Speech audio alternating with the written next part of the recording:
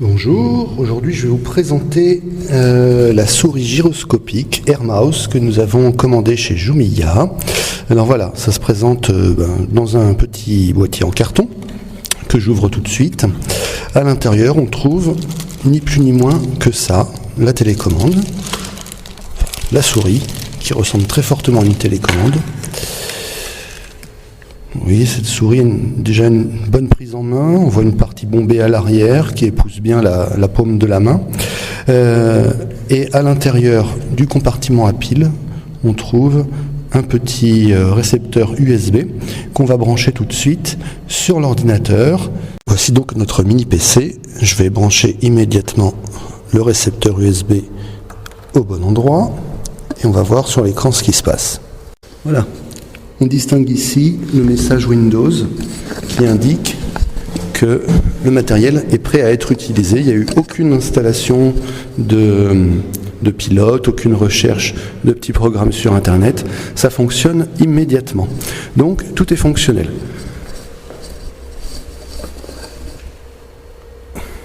Voilà. Quand j'appuie sur le bouton OK ou n'importe lequel autre de la souris, le petit voyant vert s'allume, ce qui veut dire que ça fonctionne. Et d'ailleurs, on le voit parce que au moindre mouvement de la souris gyroscopique, le curseur bouge. Je suis maintenant très exactement à 4 mètres du tableau, c'est-à-dire au milieu des rangées de tables.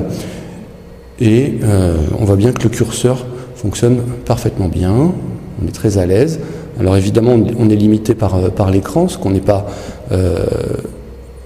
dans l'espace. Donc des fois, il faut donner un petit coup de poignet, un petit peu vers le côté, pour recalibrer les choses. Alors, comme je suis au milieu de la salle, donc à distance du clavier physique, j'ai ouvert le clavier visuel de Windows 7 qui se trouve dans Accessoires, Options d'ergonomie, qu'on trouve également dans Windows XP, mais il y a aussi d'autres petits programmes qui permettent de simuler un clavier à l'écran. Je vais faire une recherche d'image, je vais chercher l'image d'un lion par exemple, donc je vais recliquer dans ma zone de texte Google et avec le clavier visuel, je vais taper le mot lion.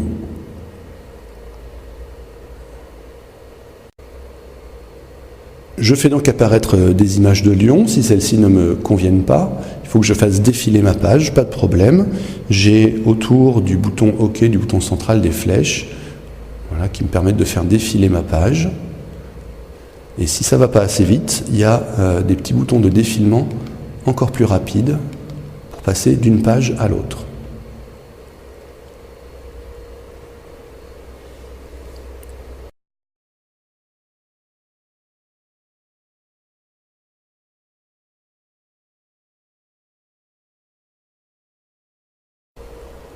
J'ouvre une page Word, j'ai mon clavier visuel, donc il ne faut pas oublier de recliquer sur la page. Là, je peux utiliser à distance, puisque je suis toujours à 3-4 mètres du clavier physique, je peux taper le texte que j'ai envie de taper au moyen du clavier visuel.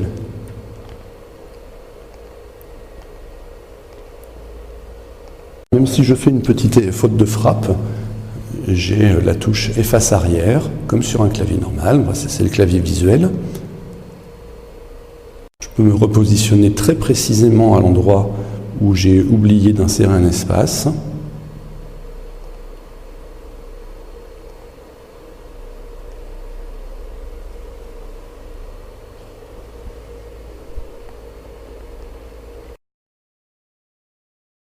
Nous allons voir maintenant que l'on peut continuer à utiliser les activités créées avec Mimio Studio, même si on n'a pas la barre Mimio et qu'on a simplement la souris gyroscopique. Alors évidemment, on peut les utiliser avec la souris physique. Le problème, c'est que ça oblige les apprenants à se déplacer de leur place au bureau où se trouve l'ordinateur et donc la souris, tandis qu'avec la souris gyroscopique, évidemment, on peut faire passer cette souris de main en main dans la classe, la faire circuler dans la classe, et mener son activité, piloter son activité en limitant les déplacements. Voici une activité de glisser-déposer à partir d'une page de méthode qui a été scannée et dont les différents éléments ont été découpés au moyen d'un logiciel comme Paint. En l'occurrence, c'est avec PicPic que je l'ai fait. Pour chacune des illustrations, vous avez compris, il faut retrouver ce que dit la personne et il faut compléter. Et avec ma souris gyroscopique, je fais comme je ferais avec une souris ou avec le stylet Mimio. Je suis à 7 mètres du tableau, je suis au fond de la classe très exactement, et je peux parfaitement glisser les éléments.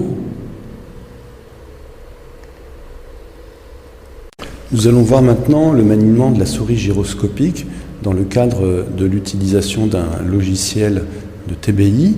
Pour cela, j'ai utilisé OpenSancore, puisque c'est un logiciel gratuit qu'on peut télécharger facilement. C'est sa version portable d'ailleurs, donc ça peut fonctionner à partir d'une clé USB sans besoin d'installation. Je vais vous montrer ce qui se passe quand on essaye d'écrire ou de dessiner avec la souris gyroscopique. Là, je trace un trait.